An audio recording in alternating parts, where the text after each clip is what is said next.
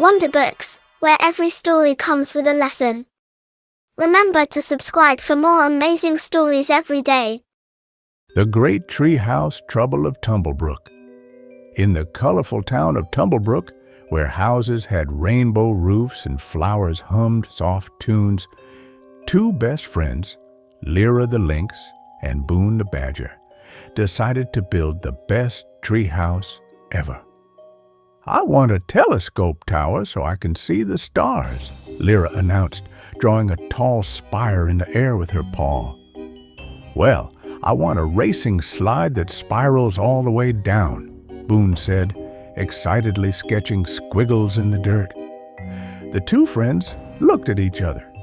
"Let's build both," Lira said confidently. "But my slide needs lots of space," Boone pointed out. "And my tower needs to go way up top," Lira replied. They frowned. Boone started measuring the big oak tree they'd chosen, and Lira checked how high the branches reached. After some thinking, Boone shook his head. "There's only room for one top feature." "I guess the tower has to go," Boone said, shrugging. "What? No way. The slide takes too much room." Lira huffed. Their paws went still. Neither wanted to let go of their idea. For the first time in a long time, they weren't laughing or building. They were arguing. The next day, Lira came with blueprints, and Boone came with a bucket of nails. But they didn't speak. Lira tried to build her tower, and Boone tried to start the slide. The tree creaked under the confusion. By lunchtime, nothing looked right. The boards wobbled, the walls leaned, and the whole treehouse looked more like a twisted sculpture than a hideout. "This isn't working," Boone grumbled. "Nope," Lira said, plopping onto the grass. "We can't build anything if we're pulling in opposite directions." They sat in silence until Boone tossed a pebble and said, "What if we put the telescope on a small balcony instead of a full tower?" Lira blinked. "That could work. And maybe we make your slide a little shorter and twist it around the back." Boone nodded slowly. "Compromise?" "Compromise," Lira agreed, offering her paw.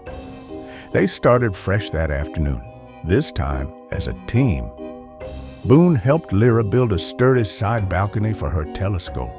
It wasn't as high, but with Boone's suggestion to angle it right, she could still see the stars clearly. Lira helped Boone reshape the slide so it twisted like a ribbon, curling safely to the ground without taking over the whole tree. By sunset, their new treehouse stood proudly, cozy, fun, and perfectly dim. Later, as they sat on the balcony sharing honey crackers and watching the sky turn purple, Lira said, "I think it's better this way." "Yeah," Boone smiled. "It's ours, not just yours or mine."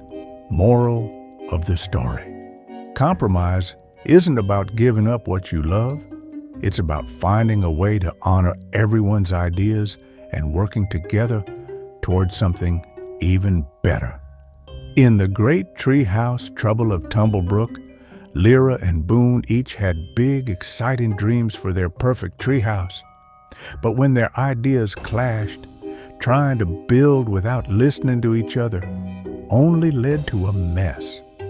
It was only when they paused, talked, and chose to meet halfway that things finally came together.